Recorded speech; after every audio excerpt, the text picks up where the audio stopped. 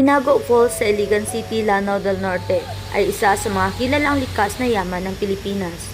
Narito ang maikli at simpleng kasaysayan nito. Noong sinaunang panahon, natuklasan ang Tinago Falls ng mga Maranao, mga katutubong naninirahan sa rehiyon.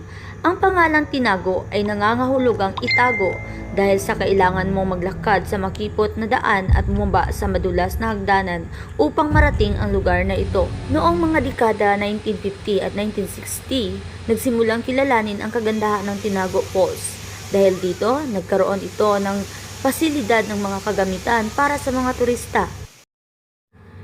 Ang Tinago Falls ay hindi lamang isang atraksyon kundi pati na rin isang lugar kung saan maaring magtagumpay ang mga lokal na aktibidad na may kinalaman sa kalikasan at ekolohiya.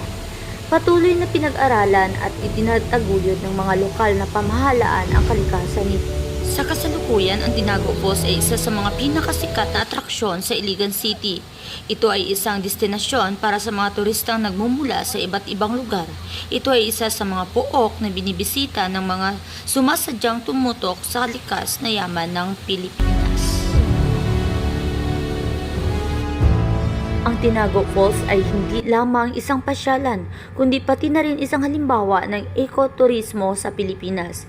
Binibisita ito ng mga turista mula sa iba't ibang bahagi ng bansa at maging mula sa ibang bansa para maranasan ang kanyang kagandahan. Ang lokal na pamahalaan ng Iligan City ay aktibong nagpapahalaga sa kalikasan at kultura ng Tinago Falls.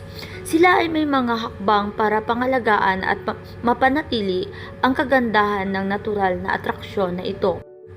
Para marating ang Tinago Falls, kinakailangan ang paglalakad sa makipot na daan at pagbaba sa madulas na hagdan.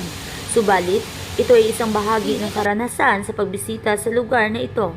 May mga pasilidad at serbisyong nagpapadali at pagpalakad at pag-akyat baba sa kagubatan. Maliban sa pagpapasyal at paglalangoy, ang Tinago Falls ay nag-aalok din ng mga aktibidad tulad ng rappelling. Ito ay isang karanasan para sa mga adventure seeker na nais lalo pang maranasan ang kagandahan ng kalikasan.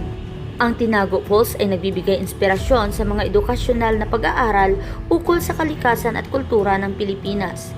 Ang mga lokal na paaralan ay madalas magdala ng mga mag-aaral dito para magkaroon ng masusing edukasyon ukol sa kalikasan.